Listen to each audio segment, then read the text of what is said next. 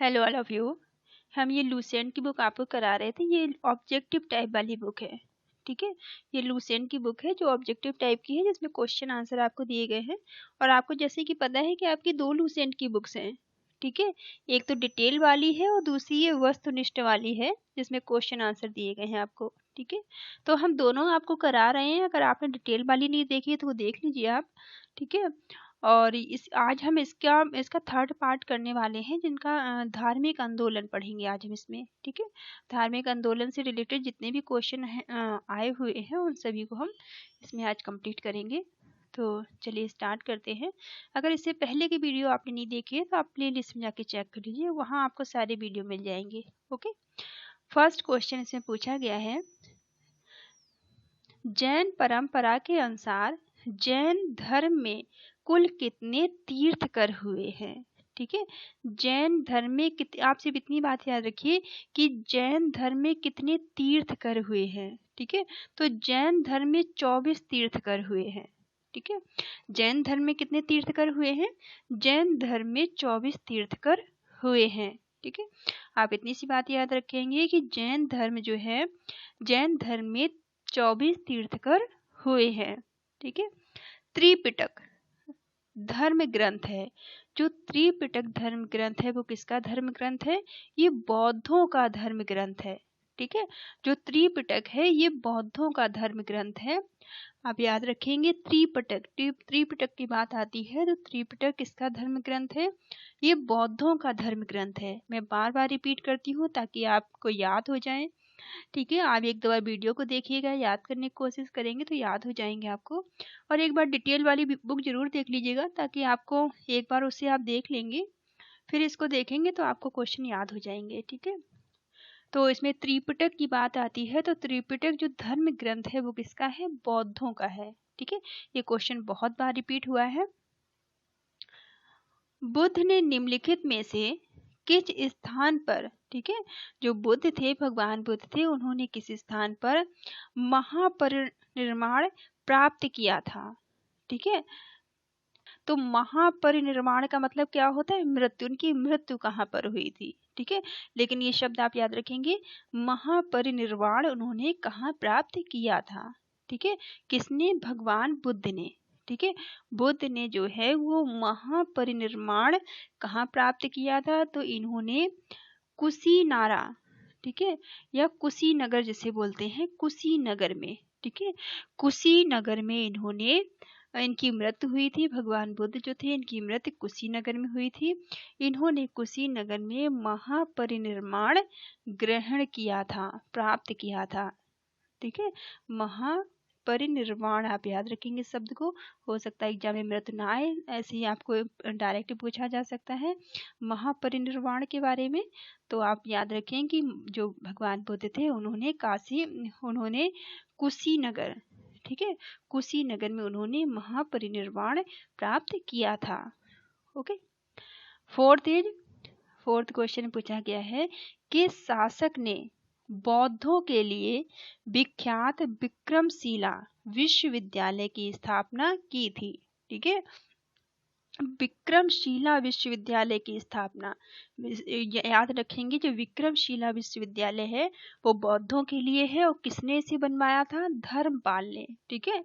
जो विक्रमशिला विश्वविद्यालय है, विक्रमशिला विश्वविद्यालय का निर्माण धर्मपाल ने करवाया था बौद्धों के लिए, ठीक है। बौद्धों के लिए धर्मपाल ने विक्रमशिला विश्वविद्यालय का निर्माण करवाया था।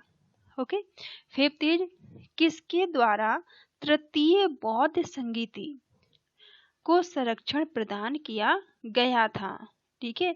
तीसरी बौद्ध संगीति का आप याद रखेंगे, जो तीसरी बौद्ध संगीति थी इसको किसने संरक्षण प्रदान किया था? इसे अशोक ने संरक्षण प्रदान किया था, ठीक है।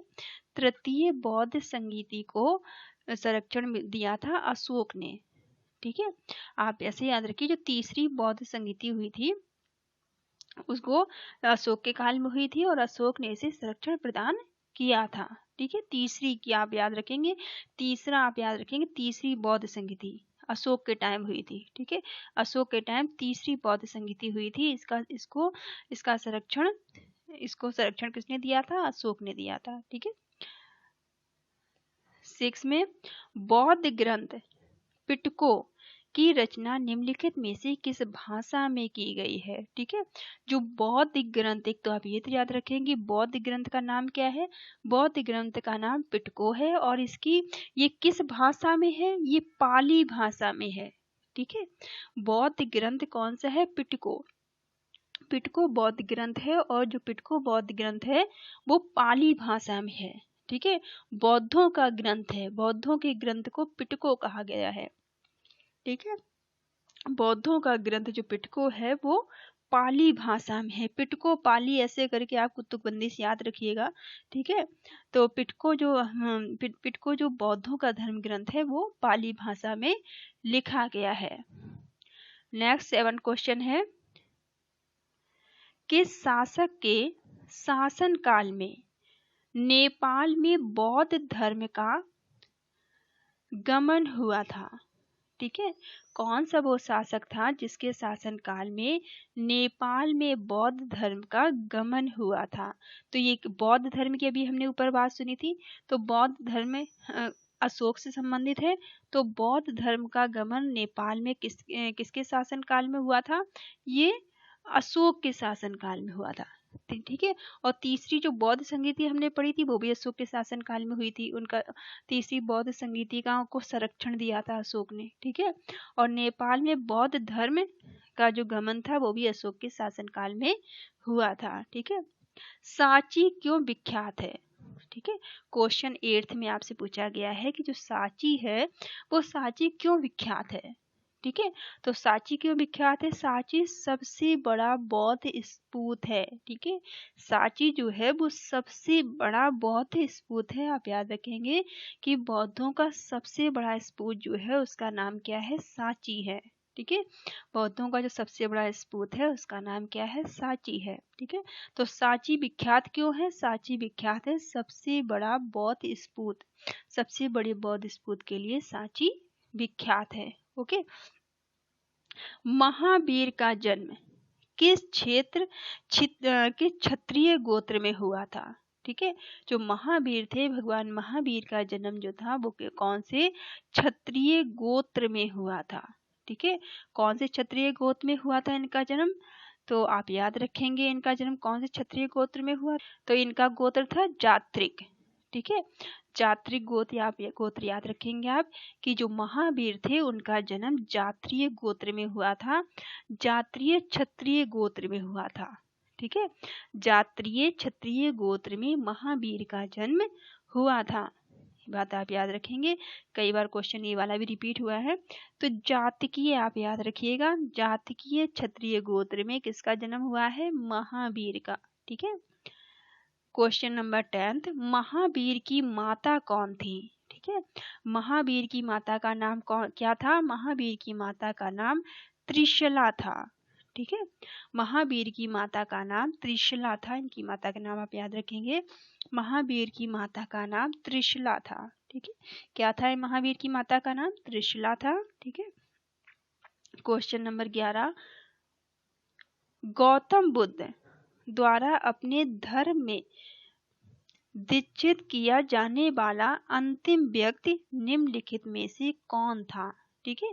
जो गौतम बुद्ध थे, गौतम बुद्ध के द्वारा गौतम बुद्ध ने जो धर्म की शिक्षा दी थी, आखिरी वो अंतिम व्यक्ति कौन था? ठीक है। भगवान बुद्ध की शिक्षा को प्राप्त करने वाला आखिरी व्यक्ति कौन था? सुभद्र था। ठीक है। उसका नाम क्या था? सुभद्र। सुभद्र आप याद रखेंगे। ठीक है। तो भगवान बुद्ध की शिक्षा को ग्रहण करने वाला अंतिम व्यक्ति कौन था? अंतिम व्यक्ति था सुभद्र। ठीक है। अंतिम व्यक्ति कौन था? अंतिम व्यक्ति जो था वो सुभद्र था, जो गौतम बुद्ध द्वारा अपने धर्म में दीक्षित किया जाने वाला अंतिम व्यक्ति था। ठीक है। गौतम बुद्ध के द्वारा अपने धर्म में दीक्षित किए जाने वाला, ठीक है, अपने धर्म में दीक्षित किए जाने वाला जो आखिरी व्यक्ति था वो सुभद्र था। ठीक है। क्वेश्चन नंबर 12 है, प्राचीनतम विश्वविद्यालय कौन था? ठीक है। प्राचीनतम विश्वविद्यालय, सबसे पुराना विश्वविद्यालय कौन सा है? नालंदा। ठीक है। प्राचीनतम विश्वविद्यालय की बात होगी तो आप नालंदा बताएंगे कि नालंदा विश्वविद्यालय जो है वो सबसे प्राचीनतम विश्वविद्यालय है। ठीक है, नालंदा विश्वविद्यालय जो है वो सबसे ज्यादा प्राचीनतम विश्वविद्यालय है। क्वेश्चन 13, किस भाषा का ज्यादा प्रयोग बौद्धवाद के प्रचार के लिए किया गया है? ठीक है, तो बौद्धों का ग्रंथ भी हमने देखा था पाली भाषा में लिखा हुआ था। ठीक है, तो सबसे ज्यादा प्रचार इस टाइम किसका हुआ था? पाली भाषा का। ठीक है, तो पाली भाषा का ज्यादा प्रयोग बौद्धवाद के प्रचार के लिए किया गया था। ठीक है, बौद्धवाद के प्रचार के लिए सबसे ज्यादा प्रयोग कौन सी भाषा का हुआ है? पाली भाषा का हुआ है। ठीक है, तो पाली भाषा का प्रयोग बौद्धवाद के प्रचार प्रसार में सबसे ज्यादा किया गया है। ठीक है, तो पाली भाषा का ज्यादा प्रयोग बौद्धवाद के प्रचार में किया गया है। ठीक है, पाली भाषा याद रखेंगे आप, बौद्धों से संबंधित है। महावीर की मृत्यु कहाँ हुई थी? ठीक है, महावीर की मृत्यु कहाँ पर हुई थी? पावापुरी में हुई थी। ठीक है, क्वेश्चन नंबर 14 है, महावीर की मृत्यु कहाँ हुई थी? पावापुरी में। ठीक है, महावीर की जो मृत्यु है वो कहाँ पर हुई थी? पावापुरी में। जैनियों के पहले तीर्थकर कौन थे? ठीक है, अब जैनियों के पहले तीर्थकर कौन थे? तो ये ऋषभ देव थे। ठीक है, ऋषभ देव जो है वो जैनियों के पहले तीर्थकर थे। जैनियों के पहले तीर्थकर की अगर बात की जाती है तो आप ऋषभ देव का नाम याद रखेंगे कि जो ऋषभ देव थे वो जैनियों के पहले तीर्थकर थे। ओके, मठ, मंदिर और स्पूत किस धर्म से संबंधित है? ठीक है, मठ, मंदिर और स्पूत, ये तीनों नाम याद रखेंगे आप। जो मठ, मंदिर और स्पूत किस धर्म से संबंधित है? तो ये बौद्ध धर्म से संबंधित है। ठीक है, मठ, मंदिर और स्पूत जो है ये बौद्ध धर्म से संबंधित है। ठीक है, मठ, मंदिर और स्पूत बौद्ध धर्म से संबंधित हैं। क्वेश्चन नंबर 17, बौद्ध ग्रंथ एवं जैन धर्म दोनों के उपदेश किसके शासन काल में दिए गए थे? ठीक है, एक तो बौद्ध धर्म है, बौद्ध धर्म और जैन। ठीक है, बौद्ध धर्म और जैन धर्म दोनों के उपदेश जो है वो बिंबिसार के शासन काल में दिए गए थे। ठीक है, जो बौद्ध धर्म है, बौद्ध धर्म और जैन धर्म, आप याद रखेंगे कि जहाँ दोनों धर्मों की बात आती है वो बौद्ध और जैन। ठीक है, बौद्ध और जैन जहाँ दोनों धर्मों की बात आती है तो बिंबिसार आप याद रखेंगे। ठीक है, बौद्ध धर्म और जैन धर्म दोनों के उपदेश किसके शासन काल में दिए गए थे? ये बिंबिसार के शासन काल में दिए गए थे। ठीक है, गौतम बुद्ध ने अपना प्रथम उपदेश कहाँ दिया था? तो ये देखिए कितने बार ये क्वेश्चन रिपीट हुआ है, आप देख रहे हैं ये बहुत बार क्वेश्चन पूछा गया है।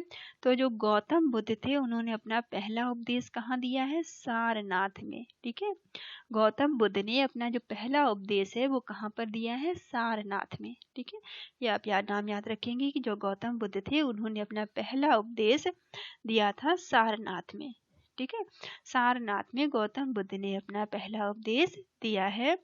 क्वेश्चन नंबर 19, बौद्ध धर्म ग्रहण करने वाली पहली महिला कौन थी? ठीक है, बौद्ध धर्म को ग्रहण करने वाली पहली महिला, इंपॉर्टेंट क्वेश्चन है, बौद्ध धर्म को ग्रहण करने वाली पहली महिला कौन थी? महाप्रजापति गौतमी। ठीक है, ये महाप्रजापति गौतमी जो थी ये बौद्ध धर्म को ग्रहण करने वाली पहली महिला थी। ठीक है, बौद्ध धर्म को ग्रहण करने वाली पहली महिला कौन थी? बौद्ध धर्म को ग्रहण करने वाली पहली महिला महाप्रजापति गौतमी थी। ठीक है, महाप्रजापति गौतमी जिन्होंने पहली ऐसी महिला थी जिन्होंने बौद्ध धर्म को ग्रहण किया था। ठीक है, बोध गया स्थित है। बोध गया कहाँ है? बोध गया बिहार में है। ठीक है, बोध गया कहाँ पर है? बोध गया बिहार में है, याद रखेंगे आप। जातक किसका ग्रंथ है? जातक बौद्धों का ग्रंथ है। ठीक है, जातक किसका ग्रंथ है? जातक बौद्धों का ग्रंथ है, याद रखेंगे आप। तो जातक है वो किसका ग्रंथ है? वो बौद्धों का ग्रंथ है। सिद्धार्थ बुद्ध, बुद्ध को ही सिद्धार्थ पहले इनका नाम था, तो जो सिद्धार्थ है बुद्ध को ज्ञान प्राप्त कहाँ हुआ था? ठीक है, सिद्धार्थ और बुद्ध में आप कंफ्यूज नहीं होंगे। ठीक है, याद रखिएगा कि जो भगवान बुद्ध थे उनका नाम पहले सिद्धार्थ था, उनके बचपन का नाम। तो जो सिद्धार्थ या बुद्ध जो थे उन्हें ज्ञान गया में प्राप्त हुआ था। ठीक है, ज्ञान कहाँ उन्हें प्राप्त हुआ था? गया में। ज्ञान उन्हें गया में प्राप्त हुआ था, आप याद रखेंगे। Question number 23, question number 23, Sarnath में बुद्ध का प्रथम प्रवचन कहलाता है। ठीक है, सारनाथ में जो है बुद्ध का प्रथम प्रवचन कहलाता है। क्या कहलाता है? धर्म चक्र प्रवर्तन। ठीक है, धर्म चक्र प्रवर्तन कहलाता है। जो सारनाथ में बुद्ध का पहला प्रवचन था, वो प्रवचन क्या कहलाता है? धर्म चक्र प्रवर्तन कहलाता है। धर्म चक्र प्रवर्तन, आप याद रखेंगे, क्वेश्चन बहुत बार पूछा गया है। ठीक है, तो सारनाथ में जो भगवान बुद्ध ने अपना पहला प्रवचन दिया था उसे क्या कहते हैं? धर्म चक्र प्रवर्तन कहा जाता है। ठीक है, नेक्स्ट क्वेश्चन है 24, बौद्ध धर्म ने समाज के निम्न वर्गों पर महत्वपूर्ण प्रभाव डाला था। ठीक है, जो बौद्ध धर्म था उन्होंने समाज के किस हिस्से पर महत्वपूर्ण प्रभाव डाला था? अपना प्रभाव किस पे डाला था? महिलाएं और शूद्रों पर। ठीक है, महिला और शूद्रों पर बौद्ध धर्म के समाज, जो बौद्ध धर्म था, बौद्ध धर्म ने सबसे ज्यादा प्रभाव किसको प्रभावित किया था? महिलाओं को और शूद्रों को। ठीक है, ऐसे सिंपल भाषा में याद रखिए कि बौद्ध धर्म ने सबसे ज्यादा जो प्रभावित किया था वो महिलाओं को और शूद्रों को किया था। ठीक है, तो बौद्ध धर्म ने समाज के निम्न वर्गों पर महत्वपूर्ण प्रभाव डाला था। किसपे? महिलाओं पर और शूद्रों पर। ठीक है, क्वेश्चन नंबर 25, बुद्ध के गृह त्याग का प्रतीक है घोड़ा। बुद्ध के जो गृह त्याग का प्रतीक क्या है? घोड़ा है। ठीक है, बुद्ध के गृह त्याग का प्रतीक घोड़े को कहा गया है। घोड़े को माना गया है कि जो बुद्ध थे, भगवान बुद्ध थे, उन्होंने जब गृह त्याग किया था तो उसका प्रतीक क्या है? घोड़ा। ठीक है, क्वेश्चन नंबर 26, गौतम बुद्ध द्वारा भिक्षुणी संघ की स्थापना कहाँ की गई थी? तो ये जो भिक्षुणी संघ था इसकी स्थापना गौतम बुद्ध ने वैशाली में की थी। ठीक है, गौतम बुद्ध ने वैशाली में भिक्षुणी संघ की स्थापना की थी।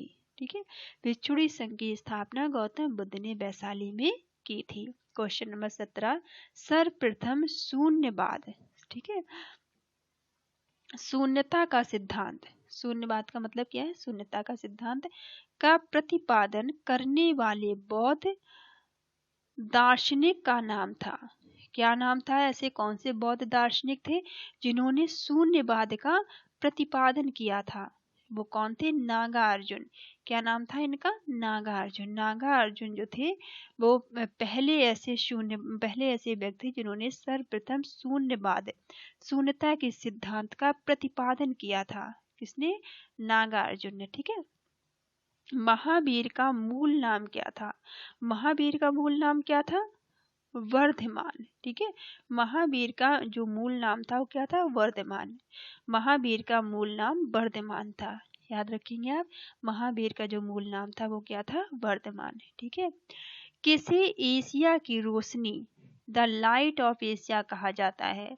तो the light of Asia, Asia की रोशनी गौतम बुद्ध को कहा जाता है। ठीक है, गौतम बुद्ध को एशिया की रोशनी कहा जाता है, द लाइट ऑफ एशिया। ठीक है, क्वेश्चन नंबर 29 है, तो गौतम बुद्ध को क्या कहा जाता है? द एशिया की रोशनी, यानी कि the light of Asia Gautam Buddha को कहा जाता है। क्वेश्चन नंबर 13, क्वेश्चन नंबर 30वां है, दिलवाड़ा के जैन मंदिर का निर्माण किसने करवाया था? ठीक है, दिलवाड़ा के जैन मंदिर का निर्माण किसने करवाया है? तो ये चालुक्य। ठीक है, जो चालुक्य राजा थे और सोलंकियों ने, चालुक्य और सोलंकियों ने करवाया था। ठीक है, चालुक्य और सोलंकी राजा थे, इन्होंने दिलवाड़ा के जैन मंदिर का निर्माण करवाया था। ठीक है, तो दिलवाड़ा के जैन मंदिर का निर्माण चालुक्य और सोलंकी राजा जो थे इन्होंने करवाया था। क्वेश्चन नंबर 31, नागा अर्जुन कौन थे?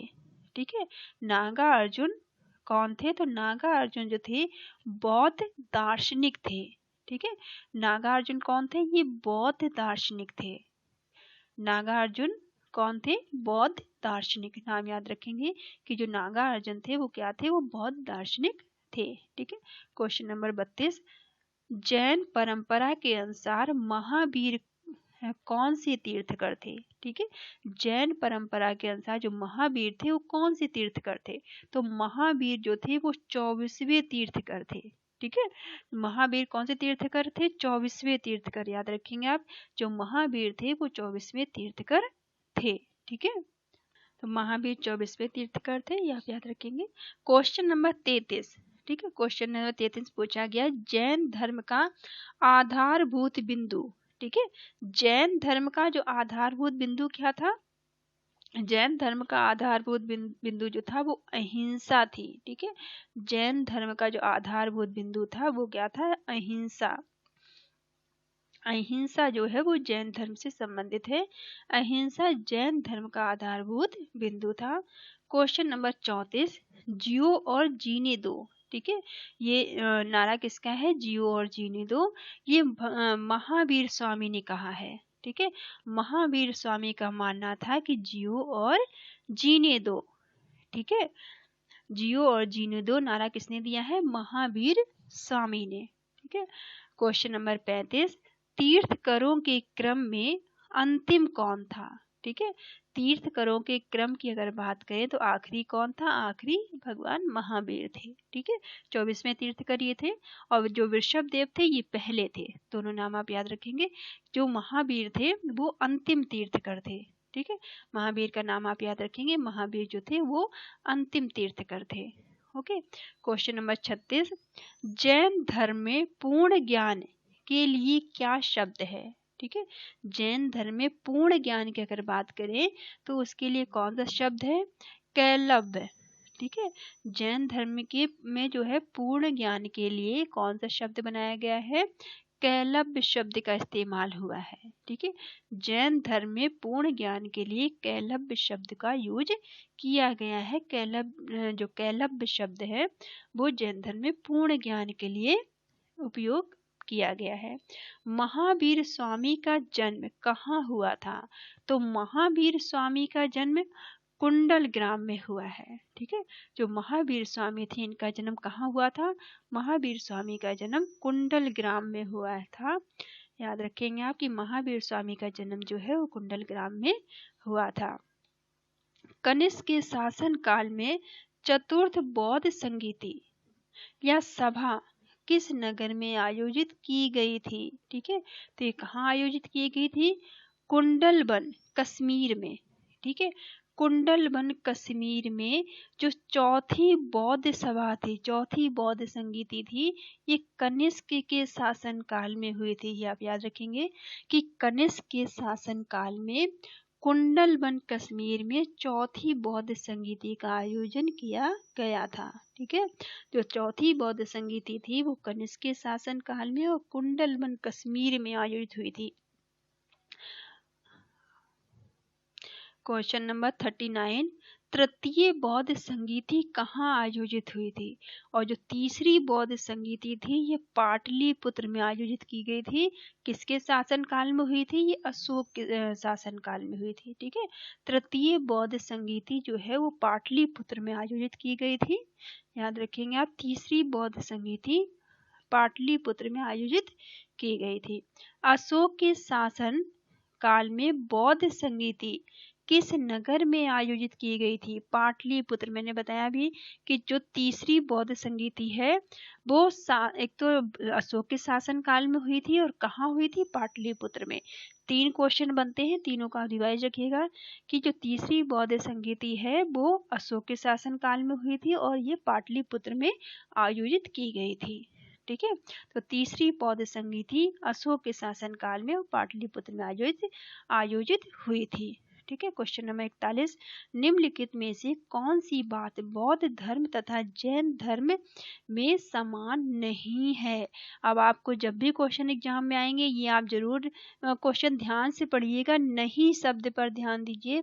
कई बार नहीं शब्द नहीं देखते हैं और गलत करके चले आते हैं। ठीक है, तो आप जब भी क्वेश्चन आप ध्यान से पढ़ना, और अगर कहीं नहीं शब्द आता है तो उसको ध्यान देना, ठीक है।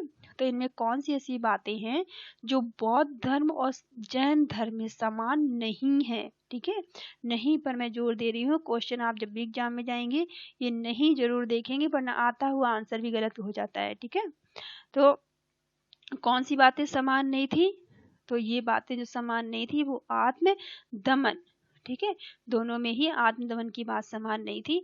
बाकी सामान्यताएं, ये 3 सामान्यताएं थी, जैसे अहिंसा ना करना, दोनों धर्म मानते थे कि अहिंसा को दोनों धर्म मानते थे कि अहिंसा नहीं करनी चाहिए। वेदों के प्रति उदासीनता, दोनों ही धर्मों में वेदों के प्रति उदासीनता भी थी, और रीति रिवाजों की अस्वीकृति भी थी। रीति रिवाजों को ये लोग ज्यादा नहीं मानते थे, ठीक है। और लेकिन ये वाली बात सही नहीं है, तो आप इसको याद रखेंगे। क्वेश्चन नंबर 42, निम्नलिखित में से किस नगर में प्रथम बौद्ध संगीति या सभा का आयोजन किया गया था। अब पहली बौद्ध संगीति, ठीक है, हमने तीसरी और चौथी तो पढ़ ली है, ठीक है। तीसरी और चौथी के बारे में हमने जान लिया है, ठीक है। अब पहली की बात पूछी जा रही है, आप चारों को याद रखेंगे, चारों इंपॉर्टेंट है। तो पहली बात की जाए तो पहली जो बौद्ध संगीति थी वो राजगृह में आयोजित हुई थी, ठीक है, ठीक है। तो पहली जो बौद्ध संगीति थी वो कहाँ आयोजित हुई थी, वो राजगृह में आयोजित हुई थी, ओके। तो पहली बौद्ध संगीति आप याद रखेंगे राजगृह में हुई थी। और क्वेश्चन नंबर 43, बौद्ध के जीवन की 4 महत्वपूर्ण घटनाओं और उनके संबंध 4 स्थानों का नीचे दिए गए नीचे उल्लेख है। यह 2 स्तंभों पहला और दूसरा में अंकित है, आपको इनका मिलान करना है, ठीक है, इन्हें सम्मिलित करना है। तो पहला क्या है, जन्म, बौद्ध का जन्म कहाँ पर हुआ था, लुम्बिनी में हुआ था, ठीक है। पहला तो आप याद रखेंगे बौद्ध का जन्म कहाँ पे हुआ था, इनका जन्म जो होता है वो लुम्बिनी में हुआ था, ठीक है। लुम्बिनी में बौद्ध का जन्म हुआ था। ज्ञान प्राप्त, इनको ज्ञान कहाँ पे, ज्ञान की प्राप्ति नहीं कहाँ हुई थी, बोध गया में, ठीक है। इनको ज्ञान की, भगवान बुद्ध को ज्ञान की प्राप्ति बोध गया में हुई थी। और प्रथम प्रवचन, इन्होंने अपना सबसे पहला प्रवचन कहाँ दिया था, सारनाथ में, ठीक है। इन्होंने अपना पहला प्रवचन जो है वो सारनाथ में दिया था। इनका निधन कहाँ हुआ था, इनका निधन कुशीनगर में हुआ था, ठीक है। इनका निधन जो था वो कुशीनगर में हुआ था।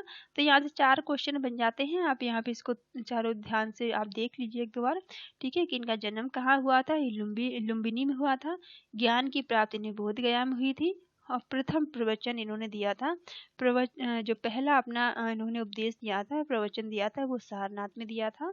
और इनका निधन कुशीनगर में हुआ था, ठीक है। क्वेश्चन नंबर 44, निम्नलिखित में से कौन से पूर्वकालिक जैन ग्रंथ कहलाते हैं, ठीक है। पूर्वकालिक जैन ग्रंथ कौन से कहलाते हैं, तो कौन से कहलाते हैं, 14 पूर्व कहलाते हैं, ठीक है। जो 14 पूर्व हैं ये सबसे पूर्वकालीन जैन ग्रंथ कहलाते हैं, ठीक है। सबसे पूर्वकालीन जैन ग्रंथ कौन से कहलाते हैं, 14 जैन ग्रंथ, ठीक है। 14 जैन ग्रंथ जो है वो सबसे पूर्वकालीन जैन ग्रंथ कहलाते हैं। आजीवक संप्रदाय के संस्थापक कौन थे, तो आजीवक संप्रदाय के संस्थापक कौन थे, मखली गोशाल थे, ठीक है। जो मखली गोशाल थे ये आजीवक संप्रदाय के संस्थापक थे, ठीक है। तो आजीवक संप्रदाय के संस्थापक कौन थे, आजीवक संप्रदाय की संस्थापना किसने की थी, ये मखली गोशाल ने की थी, ठीक है। भागवत संप्रदाय के विकास में किसका योगदान अत्यधिक है, ठीक है। भागवत संप्रदाय याद रखेंगे, सबसे ज्यादा योगदान किसने दिया है, हिंदू यूनानियों ने, ठीक है। हिंद यूनानी जो भागवत संप्रदाय है इसमें सबसे ज्यादा योगदान रहा है हिंद यूनानियों का, ठीक है। हिंद यूनानी जो थे, हिंद यूनानियों का सबसे ज्यादा योगदान भागवत संप्रदाय में रहा है, ठीक है। क्वेश्चन नंबर 47, भगवान महावीर का प्रथम शिष्य कौन था, तो भगवान महावीर का पहला शिष्य कौन था? भगवान महावीर का पहला शिष्य जमाली था। ठीक है, भगवान महावीर का पहला शिष्य जो था वो कौन था? जमाली था। ठीक है, भगवान बुद्ध का पहला जो पहला शिष्य था वो जमाली था। जमाली नाम आप याद रखेंगे। त्रिरत्न, ठीक है, त्रिरत्न सिद्धांत, जो त्रिरत्न का सिद्धांत है ये क्या है? 3 सिद्धांत। त्रिरत्न सिद्धांत क्या है? समयक धारणा, पहला क्या है? समयक धारणा, दूसरा है समयक चरित्र, ठीक है, तीसरा है समय ज्ञान। ठीक है, जो समयक धारणा, समयक चरित्र, समय ज्ञान, ये जो 3 रत्न है, त्रिरत्न सिद्धांत है, वो किससे संबंधित है? वो जैन से संबंधित है। ठीक है, जैन धर्म से संबंधित है ये त्रिरत्न सिद्धांत। ठीक है, त्रिरत्न सिद्धांत के नाम आप याद रखेंगे कि समय, समयक धारणा, समयक चरित्र और समय ज्ञान, ये जो त्रिरत्न है वो किससे संबंधित है? जैन धर्म से संबंधित है। ठीक है, क्वेश्चन नंबर 49 में पूछा गया है 49 में, कुशीनगर माल गणराज्य की राजधानी थी। ठीक है, इसमें आप कथन इसमें दिए गए हैं, इसमें आपको बताना है कौन सा सही है। तो ए में बताया गया है कि कुशीनगर माल्य गणराज्य की राजधानी थी। दूसरे में बताया गया आर में महात्मा बुद्ध का महापरिनिर्वाण कुशीनगर में हुआ था। ठीक है, तो इसमें कौन सा सही है? ए और आर दोनों सही है।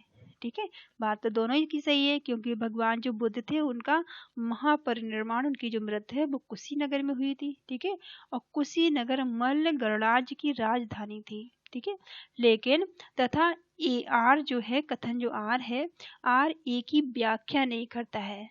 ठीक है, अगर सिंगल पूछे जाए तो ये दोनों सही है, लेकिन ये एक दूसरे की व्याख्या नहीं करते हैं, एक दूसरे से संबंध नहीं रखते हैं। ठीक है, तो कुशीनगर मल्ल गणराज्य की राजधानी थी, ये बात सही है। और महात्मा बुद्ध का महापरिनिर्वाण जो है कुशीनगर में हुआ था। क्वेश्चन नंबर 50, निम्नलिखित कथनों पर विचार करें एवं चैत्य व बिहार में क्या अंतर है इसे चुनें। ठीक है, आपको बताना है कि चैत्य और बिहार में क्या अंतर है। तो चैत्य पूजा स्थल होता है। ठीक है, चैत्य क्या है? चैत्य पूजा स्थल होता है, जबकि बिहार विकास स्थान है। ठीक है, निवास स्थान है, सॉरी। ठीक है, लेकिन चैत्य क्या है? चैत्य तो एक पूजा स्थल है।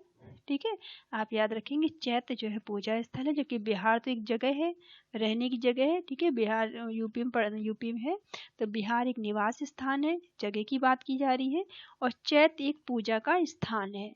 ठीक है, तो दोनों में अंतर आप ध्यान रखेंगे कि चैत्य क्या है? चैत्य तो पूजा का स्थान है और बिहार रहने की जगह है, निवास स्थान है। ठीक है, तो ये क्वेश्चन अभी काफ़ी है, तो आज यही 50 तक ही रहने देते हैं आज। ठीक है, और वीडियो बहुत बड़ा हो जाएगा, आधे घंटे का हो गया है, और इसके जो बचे हुए इसके है, इसको मैं सेकंड पार्ट में बना दूंगी। ठीक है, तो आज यहाँ 50 तक ही रहने देते हैं इनको। Thank you all of you, thank you for watching.